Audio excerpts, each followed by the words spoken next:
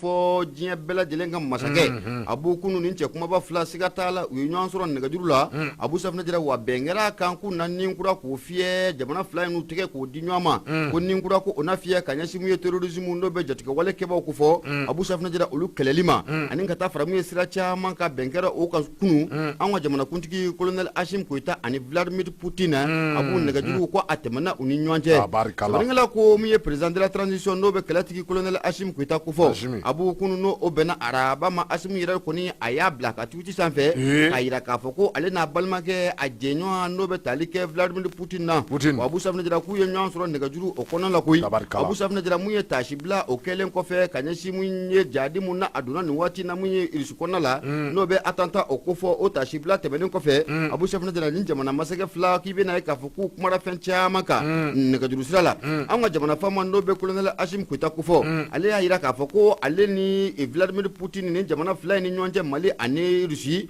Abu Safinɛ Jara ko siga t'a la ko kuma kɛra fɛn caman kan koyi Abu i n'a fɔ ko mun ye lakana ka taa fara mun ye dun ka fa o bɛ se ka sabati cogo min na a ka jɛya fo musaka ko o bɛɛ lajɛlen bɛ se ka ɲɛnabɔ cogo min na Abu Safinɛ Jara ko a ni Vladimir Poutine u y'u da don nin bɛɛ lajɛlen na k'a fɛsɛ u ni ɲɔgɔn cɛ sɛbɛnnikɛla ko a ko kunu Hashim Koyita a y'a yira k'a fɔ ko siga t'a la u bɛnn'a kan u bɛn'a ka ninkura ko u bɛn'o fiyɛ Abu Safinɛ Jara ka ɲɛsin mun ye terrorisme o kɛlɛli ma terrorisme yɛrɛ a bɛ se ka furan cogo min na ka bɔ an ka jamana ale kɔnɔna la Abu Safinɛ Jara k'u bɛnn'o kan k'a fɔ ko ninkura ko Abu Safinɛ Jara u bɛn'o fiyɛ baaraw la sɛbɛnnikɛla ko a ko yanni an ka jamanakuntigi n'o bɛ colonel Hashim Koyita ko fɔ o ni Vladimir Poutine u ka ɲɔgɔn sɔrɔ nɛgɛjuru la Abu ni hakili b'a la tarata tɛmɛnen 26 mars Abu i bɛna ye k'a fɔ ko mun ye président mun n'ale bɛ Niger kunna n'o bɛ général Aboubacar Tiani ko fɔ général Aboubacar Tiani Abu Safinɛ Jara ale fana y'a yira k'a fɔ ko olu ni Vladimir Poutine k'u sɛbɛkɔrɔ kumara koyi wa Abu Safinɛ Jara k'u bɛnna fɛn kan fɛn mun n'a bɛna tɛmɛ Niger ale ni Vladimir Poutine ni ɲɔgɔn cɛ n'o bɛ Irisi jamana o ko fɔ Abu ko ninkura fana ko o na fiyɛ ka ɲɛsin mun ye Niger ma Niger ani Irisi ka teriya i bɛna ye k'a fɔ ko olu y'o kunnafoni k'o bɔ ka bi mars kalo tile 26 o tɛmɛnen n'o de bɛnna 26 mars ma an ka jamana ale kɔnɔna la sɛbɛnnikɛla ko a ko nin waati laban in na siga t'a la mun ye Irisi jamana ani ka taa fara mun ye AES jamanaw kan Abu u b'u k'u tɛgɛ k'o di ɲɔgɔn ma hali bi baara ninnu a bɛ se ka taa ɲɛ cogo min na sɛbɛnnikɛla ko a ko n'i y'a jateminɛ k'a lajɛ coopération mun o bɛ Mali ani Irisi ni ɲɔgɔn cɛ Abu Safinɛ Jara a jɛɲɔgɔnya ko a kɛra sababu ye mun ye an ka wolomasiri tabaw Abu Safinɛ Jara kɛlɛkɛminɛnw sɔrɔla kɛlɛkɛminɛ minnu olu de ka sababu ye anw bɛ se k'an ka jamana k'a kisi ka bɔ jugu tɔɔrɔ ma Abu Safinɛ Jara o kɛlɛkɛminɛ caman de Poutine u y'o di anw ma sɛbɛnnikɛla ko n'o o bɔra yen Abu Safinɛ Jara u ka kalanfan minnu olu bɛ an ka jamana kɔnɔ n'olu ka baara ɲɛsinnen tɛ dɔwɛrɛ ma Abu Safinɛ Jara u ka kɛlɛkɛminɛ minnu olu bɛ yan ani ka taa fara mun ye ka formation k'o kɛ an ka kɛlɛkɛcɛw kun Abu Safinɛ Jara ko bɛna ye k'a fɔ ko fiɲɛbɔ belebele ko o kɛra o sira fɛ a ko hali an ka jamana sɔrɔsiw dɔ fana bɛ bɔ yan nin waati na Abu Safinɛ Jara ka taa formation ka t'o kɛ Irisi jamana la wa Abu Safinɛ Jara anw ni Irisi ka tɛgɛ di ɲɔgɔn ma ko a kɛra sababu ye mun ye kɛlɛkɛminɛ caman de Abu Safinɛ Jara anw y'o sɔrɔ mun ye Irisi jamana ale bolo sɛbɛnnikɛla ko a ko n'i y'a jateminɛ k'a lajɛ an ka jamana n'o bɛ ba Maliba o ko fɔ anw y'a ye k'a fɔ ko min ye Irisi jamana gɛlɛya minnu o bɛ anw ka jamana in kɔnɔna la yan Abu gɛlɛya minnu o bɛ anw ka sous région o kɔnɔna la Irisi jamana ale y'a faamuya k'a fɔ ko gɛlɛya yɛrɛ de ye fɛn mun ye o de kama Abu Safinɛ Jara sanga ni waati bɛɛ lajɛlen na i b'a dɔn k'a fɔ ko Irisi jamana u bɛ dɛmɛ ani dɛmɛ ta ka ɲɛsin anw ma dabalo ko o sira fɛ ani ka taa fara mun ye fɛn caman kɔni kan wa o baara minnu y'a daminɛ ka ɲɛsin an ka jamana ma kɛrɛnkɛrɛn kɔni n'o bɛ Poutine jabala ko fɔ olu y'a yira k'a fɔ ko o baara kɔni ko taa bɛna kɛ n'o de koyi n'o bɛ ka dabalo fɛn k'a kɛ mun ye pato kɔnɔ ka n'a caman den Abu Safinɛ Jara ni ka n'a di fasodenw ma ko o baara ko hali bi ko tɛmɛ bɛna kɛ n'o ye sɛbɛnnikɛla ko Abu Safinɛ Jara anw ni Irisi ka tɛgɛ di ɲɔgɔn ma ko a kɛra sababu ye ni hakili b'a la mun ye Français ka anti-jihadisme mun o tuma an ka jamana kɔnɔna la u ka jɛkulu juguba mun tun bɛ n'a kun ko k'u nakun ye jihadisikɛla ye nka Abu Safinɛ Jara olu yɛrɛ ye jihadisi ye i bɛna ye k'a fɔ ko anw ni Irisi ka tɛgɛ di ɲɔgɔn ma ko a kɛra sababu ye Français ka jɛkulu ye an y'o da kolon ci k'o file kolon ci Abu Safinɛ Jara nun k'u gɛn ka bɔ an ka jamana kɔnɔ a kɛra sababu ye fɛnɛ mun ye o ni ka jɛkuluba mun fɛnɛ tun bɛ n'o bɛ tali kɛ MINUSMA na Abu Safinɛ Jara an nan'o fɛnɛ k'o gɛn ka bɔ an ka jamana kɔnɔ san 2023 wa Abu Safinɛ Jara nin bɛɛ lajɛlen y'a sɔrɔ anw ni Irisi jamana kɔni ko an tɛgɛ k'o di mɛ ɲɔgɔn ma sɛbɛnnikɛla ko a ko Irisi jamana yɛrɛ fɛnɛ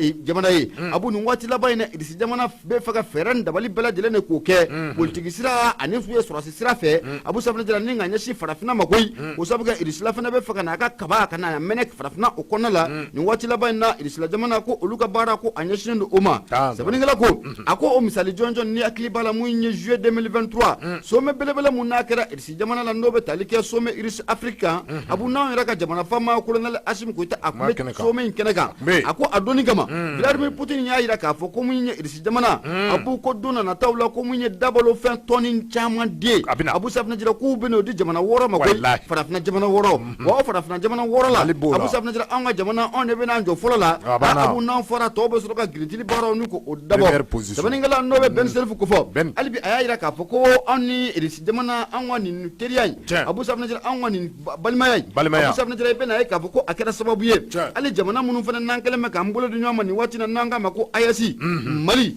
Burkina Niger Abu Safinɛ Jara n'o Burkina masakɛ o ye Ibrahim Traoré Mali ta ye Assimi Goïta ani ka taa fara mun ye Niger ta kan n'o bɛ Général Aboubacar Tiani ko fɔ Abu ninnu ka laɲini ye fɛn min ye Irisi fɛ ko Abu Safinɛ Jara a bɛɛ lajɛlen tɛ ka kɛ sɔrɔ fɛn ye de Irisi bɛ k'a bɛɛ lajɛlen k'a d'u ma wa nin waati laban in na Irisi kɛlen bɛ ka dɛmɛ ni dɛmɛ min ta ka AES jamana k'u sɛgɛrɛ Abu Safinɛ Jara ko a bɛɛ tɛ se ka yira koyi kunnafoni filɛ nin ye an y'a sama ka bɔ sɛbɛn min na o de bɛ tali kɛ Soir de Bamako maa min y'a fasiri Ben Selifou Abu Safinɛ Jara i bonya o b'a la tabarikala Mali ni Irisi ka tɛgɛden ɲɔgɔnma in Buhari a jɔyɔrɔ a tɛ se ka fɔ ka ban n'o kun tɛ walahi an bɛ siri kan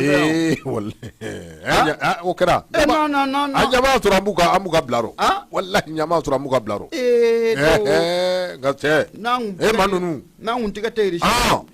Bamanan b'o fɔ ko ni sama bɛ maa min ye ngɔmi tɛ gosi o tɛ tabarikala bere kɛra ka fɔ an bɛ dugawu de kɛ hali bi Mali ani Irisilakaw ka tɛgɛdi ɲɔgɔnma hali bi Ala k'a kɛ fɛn sabatilen hali bi Ala k'a yiriwa Buhari ka ka fɔ o sɛbɛnfura n'i y'o bila min bɛ tali kɛ ka ka fɔ nouvelle horizon min don o kɔnɔ Mahamani Ture ka ka fɔ nin ye ale ka sɛbɛn ye Mahamani a ko i ka ka fɔ an ka taa Labɛzanga ɲ'a dɔn k'a fɔ ale bɛ an sɔngo o cercle kɔnɔ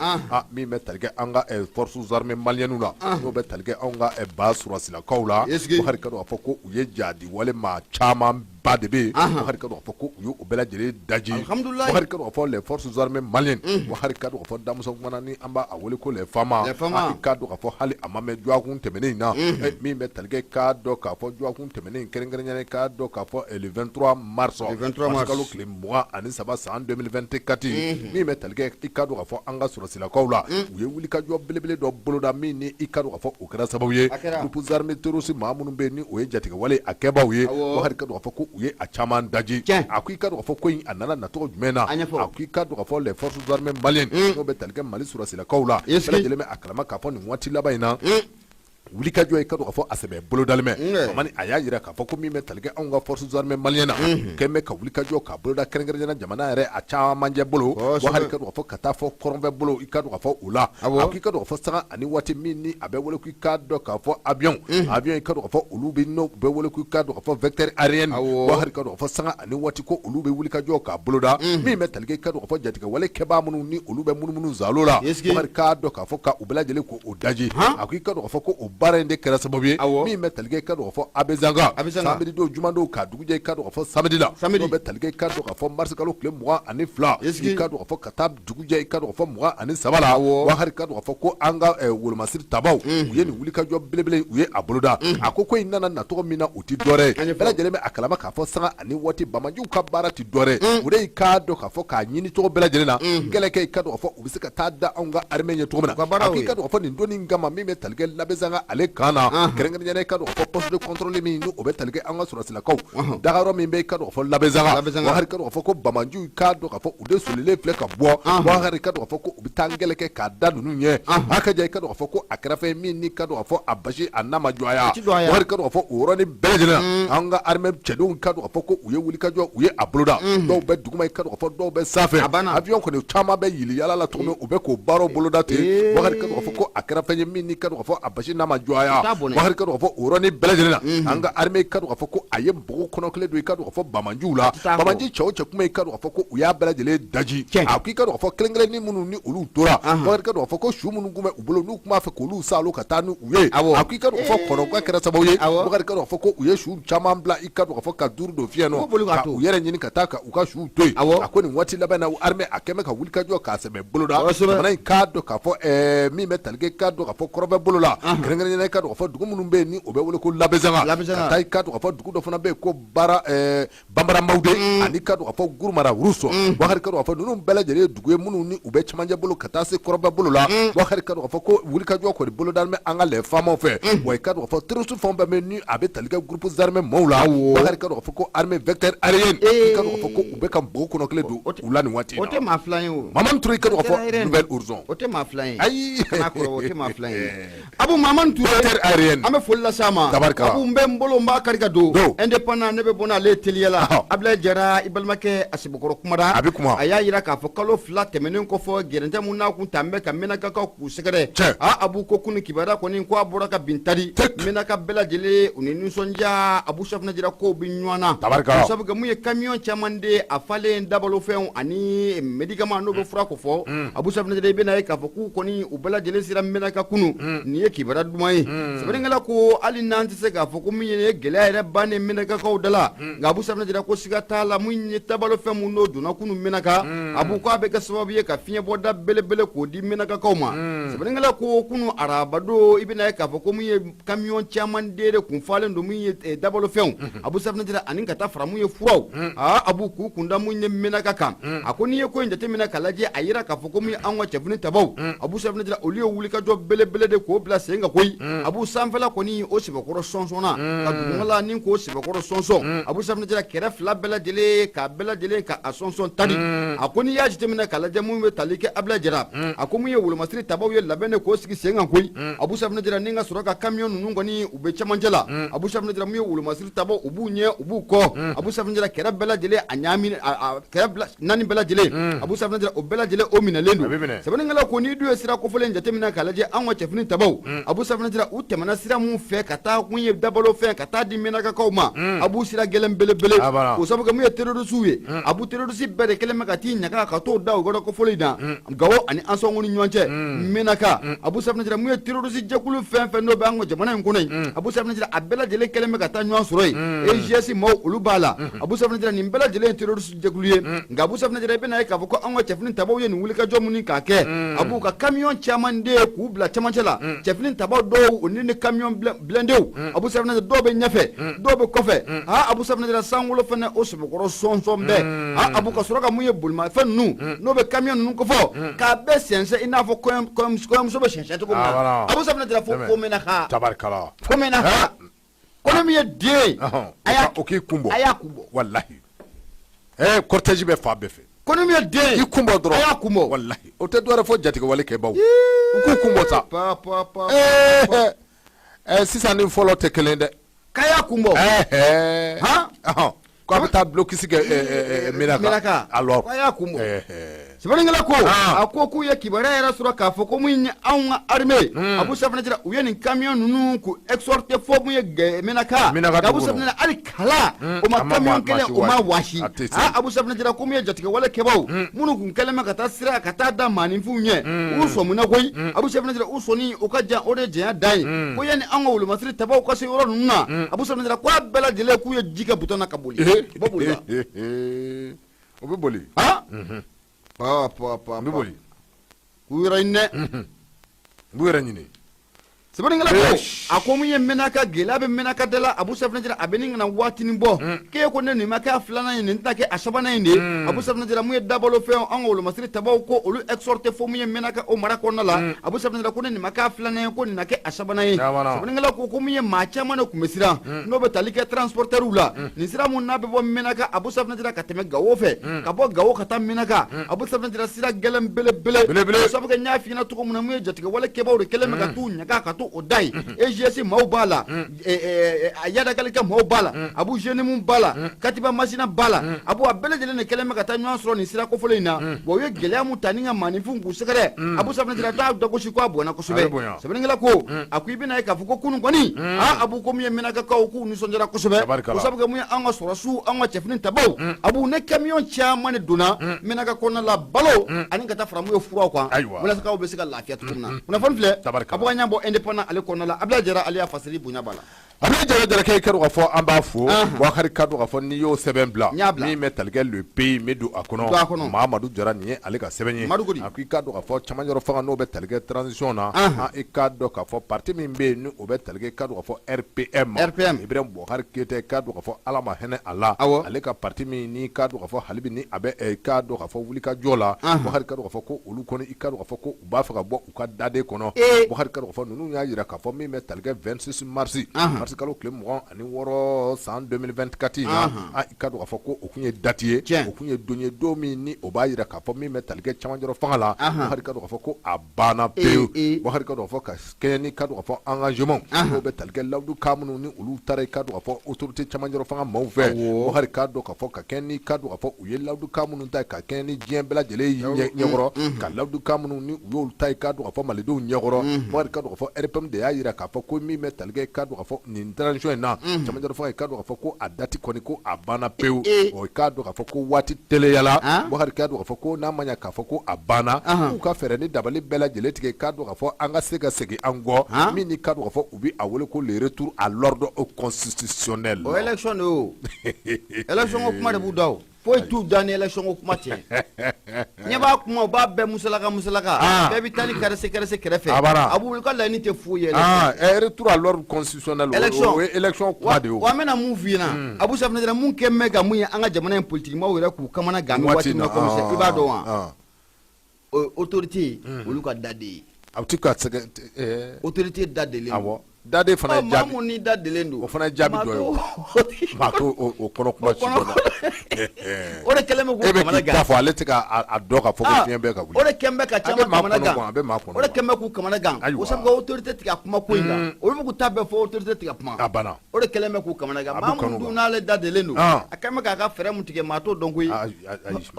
Ala k'an ni sababa bɛn tɛmɛ Boubacar ka dɔn ka fɔ Mahamadu Jara le pays kɔnɔ ale de ye nin kɔrɔfɔ in a ye a sɛbɛn a y'a jira k'a fɔ min bɛ talikɛ engagement la n'o ye ka lawudu ka ta Boubacar ka dɔn ka fɔ ko transition maaw u ye a kɛ a ko i ka dɔn ka fɔ nin transition min ni i ka dɔn ka fɔ a bilara sen kan i ka dɔn ka fɔ kabini le 18 août san 2020 août kalo tile 18 san 2020 Boubacar ka dɔn ka fɔ kalo 18 Boubacar ka dɔn ka fɔ ko o de kun sumana a kun fɔlɔ la ka di ka dɔn ka fɔ cɛmancɛ fanga maaw ma Boubacar ka dɔn ka fɔ o tɛmɛnen kɔrɔ kɔfɛ ka bɔ yen min bɛ talikɛ i ka dɔn ka fɔ sumanko filanan na ko o taara ka di u ma sumanko filanan in ko o de kun kan ka ban ka bɛn ni nin 26 mars mars kalo tile 26 in na ko a kun kan ka ban ka bɛn ni o ye i k'a dɔn ka fɔ ko o baara min ni o kɛlen filɛ nin Boubacar ka dɔn ka fɔ ko min bɛ talikɛ élection na ninnu kun kan ka se k'o kɛ Boubacar ka dɔn ka fɔ ko u ma se k'o kɛ ka bɛn ni i ka dɔn ka fɔ don in ye a ko i ka dɔn ka fɔ sanga ani waati min ni ka dɔn ka fɔ o bɛ wele ko prolongation n'o ye ka dɔ fara i k'a dɔn ka fɔ transition kuntala ka sanga ani waati a ko i ka dɔn ka fɔ cɛmancɛ fanga maaw ko u bɛ o baaraw kɛ a ko i ka dɔn ka fɔ RPM maaw ka kɔrɔfɔw don Boubacar ka dɔn ka fɔ RPM maaw u y'a jira k'a fɔ min bɛ talikɛ cɛmancɛ fanga maaw la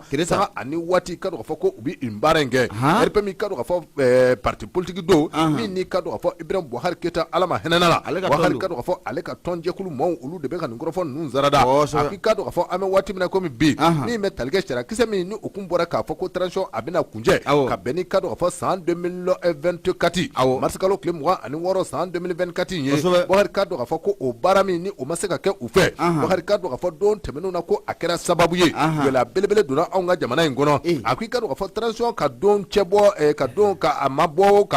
n'o bɛ wele ko prolongation Boubacar ka dɔn ka fɔ ko don tɛmɛnenw na ko i ka dɔn ka fɔ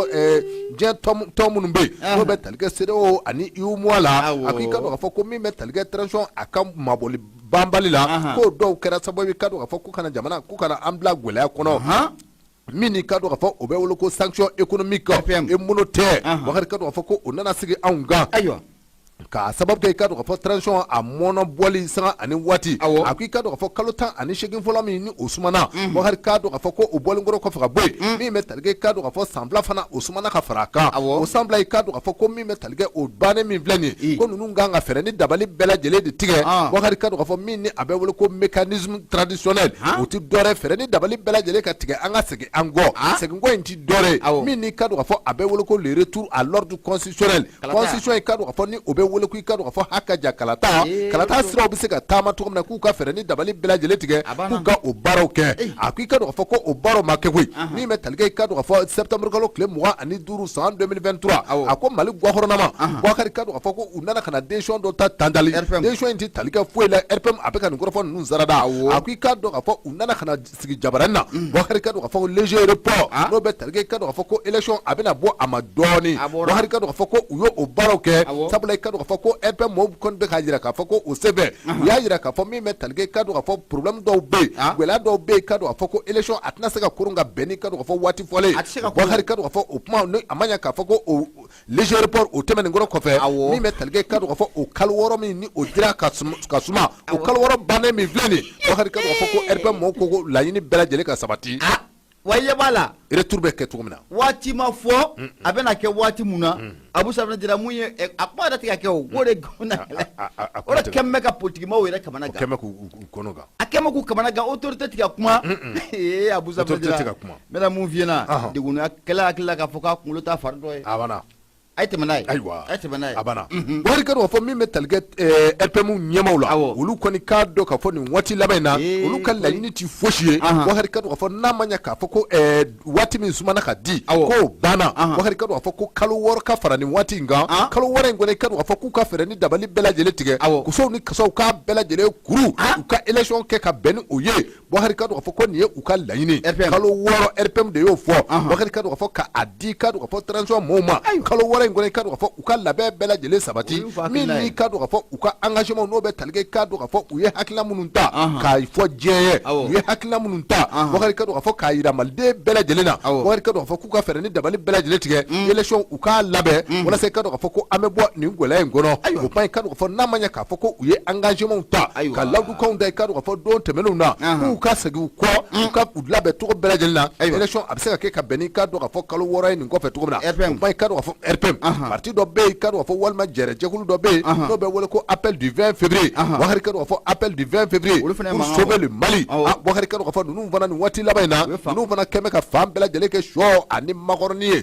sabla ka do fo nu nga hakilati dore wakari ka do fo uya yira ka fo ame wati min gono fa ame gwela belebele ko wakari ka do fo nu nya yira ka fo jamana ame tabolo minga ka do fo ko ame lombo lamba ame okono o ka do fo Mohamed Cherif ko ale na ka jere jekulu mo uluka hamiti dore fere ni dabali bela jele fana ka tiga ko bo ka do fo am seka seka ngo to mina haka je ka do fo retour à l'ordre constitutionnel wakari ka do fo no be talge election kumawla alaba mu seka sabati to mina ka do fo ulu fana ka hagla yo ye sabla ka do fo nunu ya yira ka fo anye wati de keza an mena ni tabolo ngoro o pai ka do fo ka yira ka fo ko transition te feye min ni ka do fo ma do bina u yere to fanga kono sa ani wati ko kwa u s'éterniser o appel du 20 février o to ya lui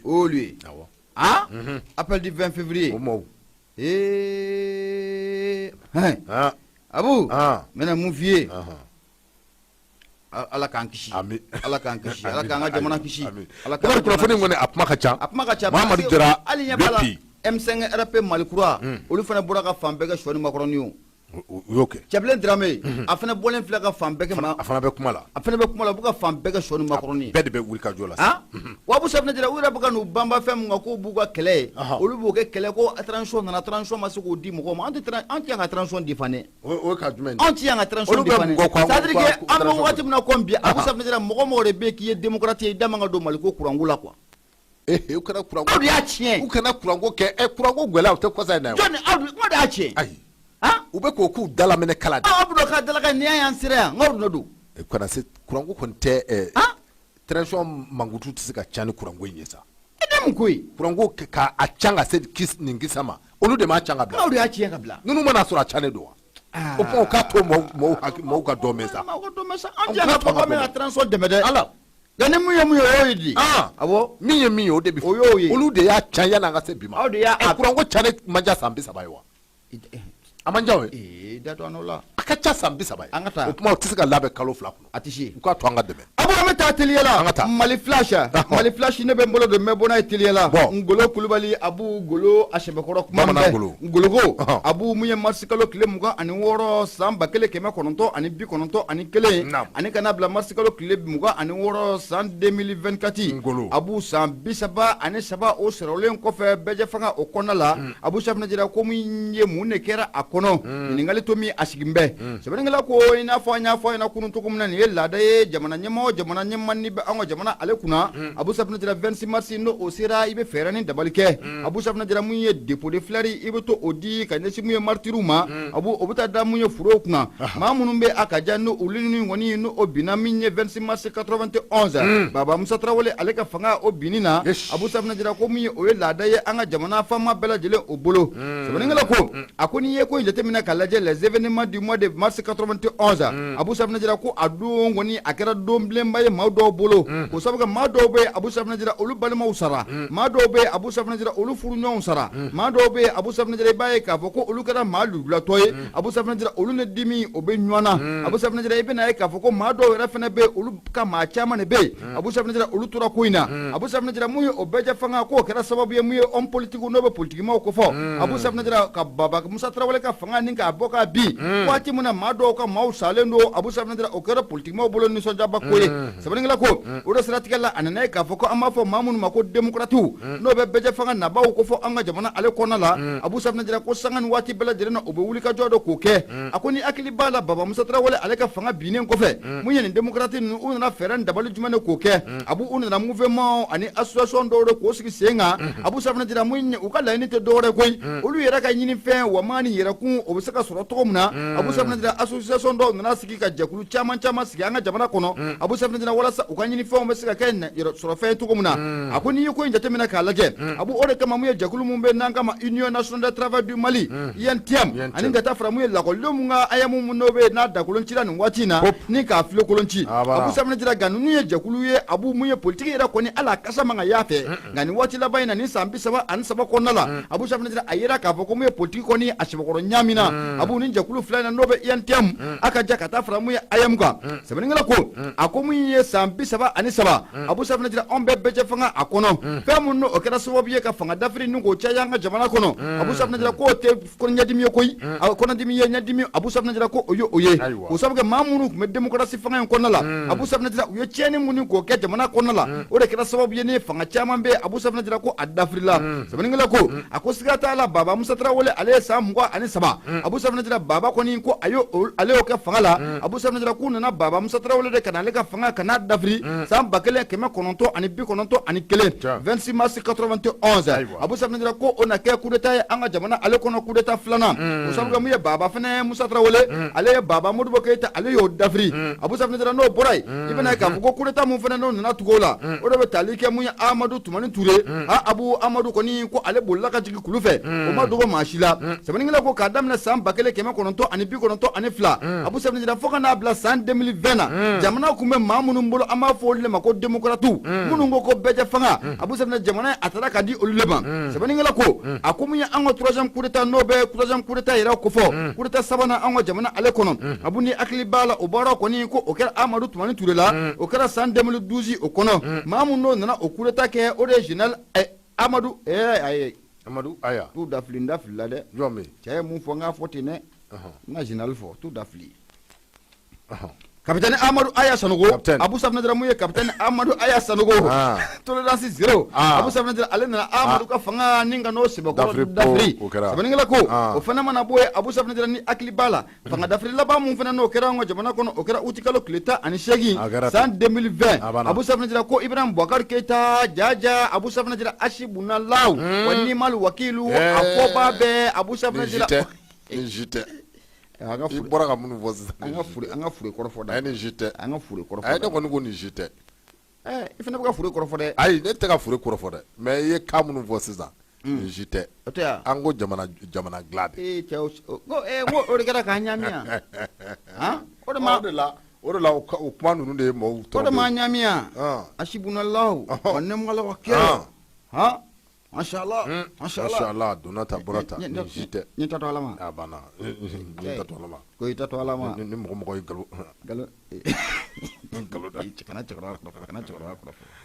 ana do ke ala ka darosma ami ote abu mun yalla jibrama faka fanga onna dafri abu safna jira anana ye ka fako o fana dafri len ko fe abu safna jira mun ye transition aku sigi kile o mayin koy o sabuke asengele kun karlindo abu safna jira mekalo kile mun ko anin kele san 2021 abu mun ye chokoroba mun nan tara takabo furula kana ke president ye no be bandaw ko fo ne mamun nan taro salo burkina kano kan ga premier ministre ye ba moktar wan abu safna jira flandela fanga ye asengun karlindo wala saka sigi ga kile abu safna jira n'olu kɔni k'u galon ka bɔ yen sɛbɛnnikɛla ko a ko kɔlɔlɔ no o yira kureta in kɔnɔna la abu safinɛ o ma sɔrɔ dɔwɛrɛ fɛ i b'a ye k'a fɔ ko maa minnu bɛ a ka jan n'an ko ma ko démocrates maa minnu nana ni bɛjɛ fanga ye an ka jamana kɔnɔ abu safinɛ olu nana jamana ka n'a k'u ta ye ka na jamana kɛ du kelen ye ka na jamana kɛ denbaya kelen ye abu safinɛ yurugu dunko jugu kiiri abu safinɛ ka taa fara min ye sira caman de kan olu de nana bɛɛ lajɛlen k'a ɲaami abu safinɛ o de kɛra sababu ye ni ka na ni kureta ye an ka jamana kɔnɔ anw filɛ kɔlɔlɔ mun na bi abu safinɛ ko siga t'a la maa minnu bɛ yen n'an b'a fɔ ma ko la démocrate bɛɛ fanga maaw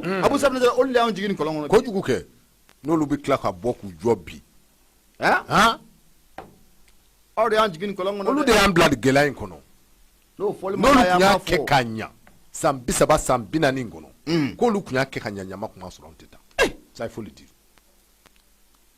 parce que u yɛrɛ ko bɛɛ faga bɛɛ yɛrɛ bɛ se ka jɛ fanga la bɛɛ bɛ se ka jɛ fanga la o kuma in ye nangaraba kuma de ye sa bɛɛ bɛ se ka jɛ fanga la wa fanga de ye bɛɛ ta ye wa bɛɛ ta tɛ m'o ye nangaraba kumaw de ye u nana association sigi voilà abu safinɛ jira u yɛrɛ ka yɛrɛ ɲini kama bɛɛ ka jɛ u yɛrɛ ka wamani yɛrɛ kun kama u yɛrɛ ka sɔrɔ kama an bɛɛ ka fara ɲɔgɔn kan an ka jɛ k'a dun o de ye association ninnu ye ani parti politiques de don Allahu akibar parce que n'i ye parti politique sigi i ye association sigi dun sira e bɛ don o kɔnɔ o dɔrɔn de don k'a mana faso jɔ kama dɛ n ko jamana in kun kɛn bɛ abu safinɛ jira i b'a fɔ ko anw na mɛn k'a di olu ma de maa 40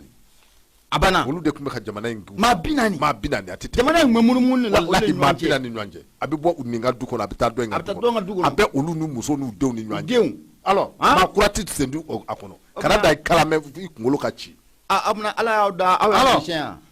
o de la ni ye nin maa dɔw kumakan mɛn minnu kan ko mouvement démocratique a donna ta a bɔra ta Bouhakari ninnu ayi dɔw kɔni b'a la abu safinɛ jira mouvement démocratique maa ninnu ɲuman b'a la kɛ mais dɔw b'a la canen de ka ca vraiment dɔw b'a la olu ka sabali olu k'u da di alors nin bɛɛ ye action dɔw kɛ jamana in kɔnɔ action minnu tɛ action dɔw b'a la tiɲɛ yɛrɛ la olu k'u da di walahi mouvement démocratique maa abu safinɛ dɔw b'a la abu ni hɔrɔnya ye tiɲɛ jamana kɔnɔ olu kan k'u da di k'i to ministériya la e ma se ka min dilan e bɛ se k'o dilan k'i da di e kan k'i da di sa i kan k'i da di dɔw ye jɔyɔrɔbaw ta jamana in kɔnɔ u ma se ka min dilan o waati la c'est maintenant que u bɛ ka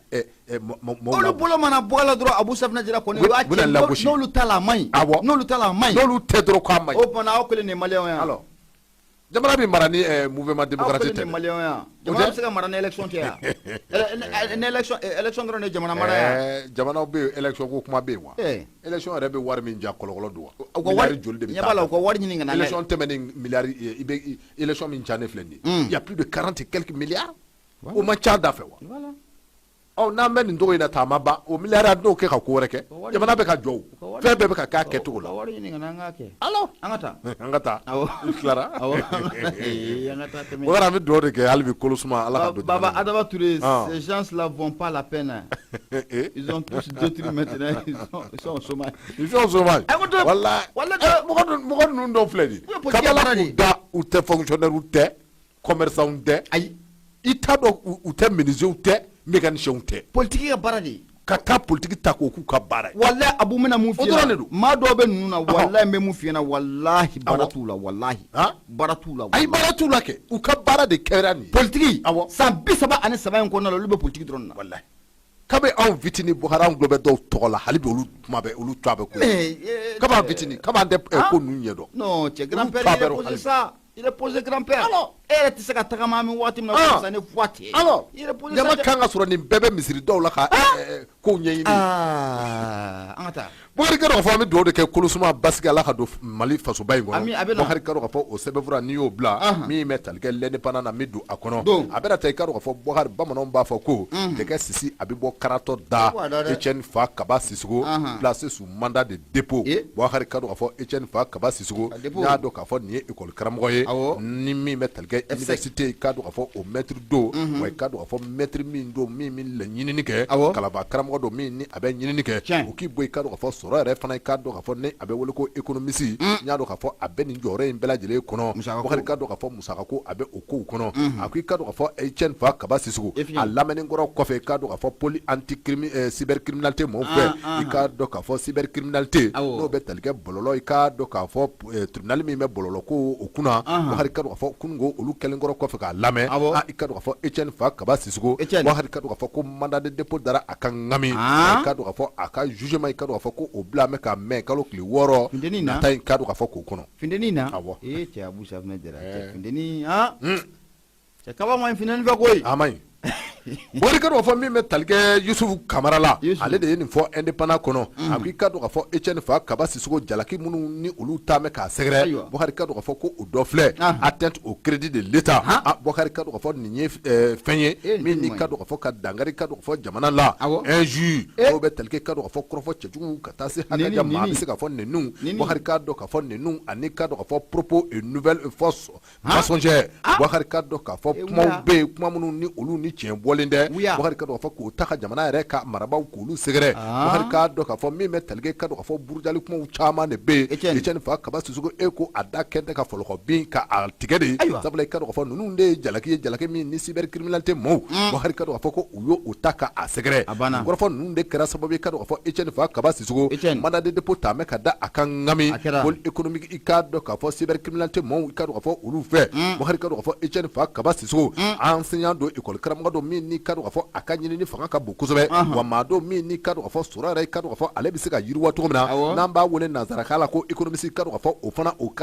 karamɔgɔ don Bokari ka dɔn k'a fɔ o kalaba don o kuma i ka dɔn k'a fɔ Etienne Fa Kaba Sissogo a ko i ka dɔn k'a fɔ kununko min bɛ tali kɛ i ka dɔn k'a fɔ mandat de dépôt min ni o dara a kan Bokari ka dɔn k'a fɔ ko a taalen filɛ i yɛrɛ sɔrɔ min bɛ tali kɛ i ka dɔn k'a fɔ Bamakɔ ale yɛrɛ kasobonba la Bokari ka dɔn k'a fɔ yanni a ka procès dɔw cɛ procès yɛrɛ i ka dɔn k'a fɔ ko o bila mɛ ka mɛn kalo tile 10 i ka dɔn ka mɛn kalo tile 6 hali a ti mɛn ko o baara o bɛna kɛ Etienne Fa Kaba Sissogo a ko i ka dɔn k'a fɔ ntɛnɛndon mars kalo tile 25 san 2024 in na brigade d'investigation judiciaire ni o bɛ tali kɛ i ka dɔn k'a fɔ BJ la Bokari ka dɔn k'a fɔ ko olu de ye wulikajɔ k'a boloda min bɛ tali kɛ Dankɔrɔba in na i ka dɔn k'a fɔ ka taa tɛgɛ da a ka ŋami a ko i ka dɔn k'a fɔ Dankɔrɔba in mun y'a se nin ko in ma walima i ka dɔn k'a fɔ mun ye a ko se nin kisa ma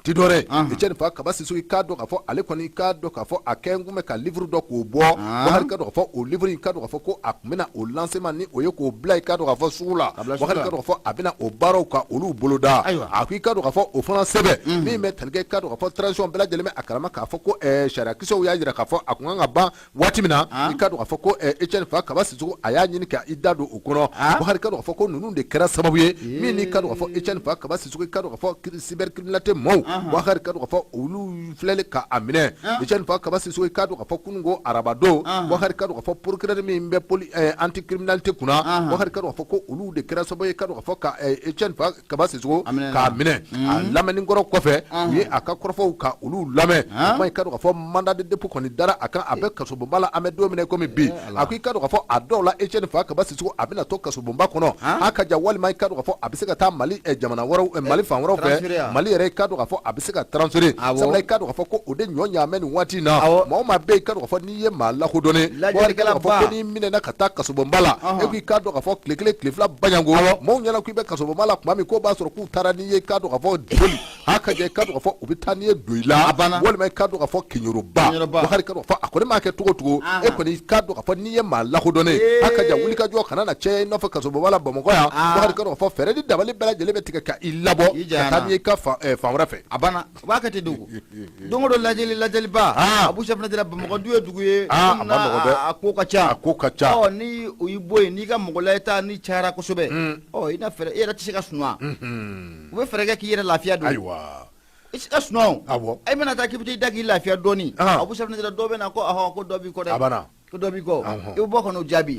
n'i bɔra Bamakɔ MCA la n'u y'i bila ka taa Kɛɲɛrɔba walima Joyi la Abu Safunɛ Jara bɛɛ tɛ se ka taa yen o bɛɛ tɛ se ka taa yen bɛɛ tɛ se ka taa yen jango kuma t'a la k'a fɔ i ka juge ka permis yɛrɛ sɔrɔ o sɔrɔli yɛrɛ a ka gɛlɛn o ye Makan Goyo ye a banna ko in y'a kɛcogo ye Yusuf Kamara i ka dɔn k'a fɔ a ye nin kɔrɔfɔ ninnu fɔ a ko i ka dɔn k'a fɔ Etienne fa Kaba Sisoko min bɛ tali kɛ jalaki minnu ni olu ta mɛ k'a sɛgɛrɛ an ye o fɔ ka tɛmɛ olu bɛ tali kɛ i ka dɔn k'a fɔ atteinte au crédit de l'État injure i ka dɔn k'a fɔ min bɛ tali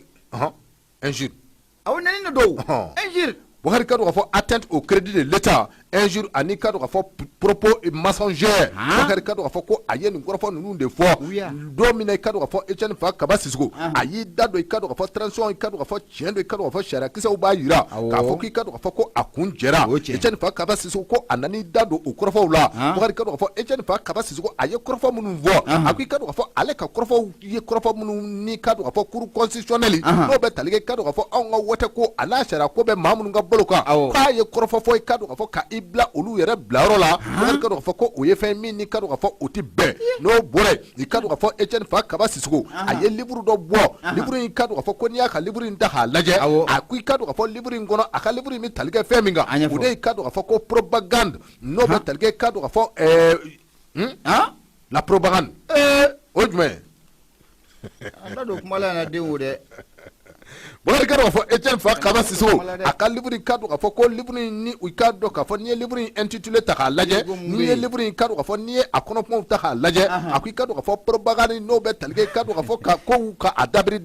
Buhari ka dɔn k'a fɔ dabiri ka dɔn k'a fɔ ko o kumaw bɛ livre in kɔnɔ ko fanga min ni o bɛ an kunna nin waati na Buhari ka dɔn k'a fɔ ko a ye livre in bɔ o kan livre in ka dɔn k'a fɔ a ko fanga in bɛ baara min na ko dabiri ka dɔn k'a fɔ fanga in bɛ o la Buhari ka dɔn k'a fɔ min ni a bɛ wele ko harcèlement n'o ye i ka dɔn k'a fɔ ka maaw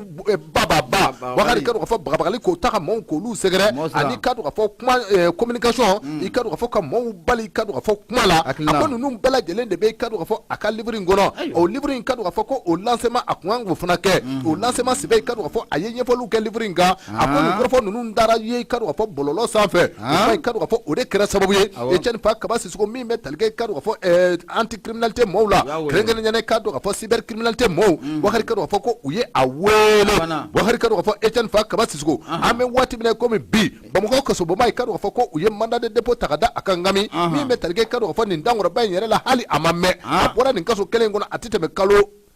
10 mois kan a tɛ tɛmɛ kalo awɔ a tɛ tɛmɛ o kan k'a bɔra kasobonba la a tɛ tɛmɛ kalo 10 kan wa a seginnen filɛ ka taa yen tuguni Yusuf Kamara ale ka sɛbɛn c'est vrai Etienne bɔ kuma ma kɛ a bɔlen ma mɛn Abu an bɛ dugawu kɛ Ala ka koɲɛ nɔgɔya Ala ka koɲɛ nɔgɔya Abu foli an b'a lase Fabugukaw ka belebele ma Mamadu Jara Fabugu morikɛ an ko tɛ morikɛ mun na a n'a ka dagabana furaw bɛ ɲɔgɔn na Abu Safunɛ Jara n k'i ma n ko kɔnɔna joli Abu Safunɛ Jara kɔnɔna joli fura dumanba a b'a bolo dɛ o b'a bolo Mamadu Jara Abu Safunɛ Jara kɔnɔna joli kɔni mana kɛ cogo o cogo la Abu Safunɛ Jara ni ne Mamadu Jara ɲɛ kɛra 4 ye siga t'a la kɔnɔna joli b'a yɛrɛ ɲini kojugu wuli b'a don dɛ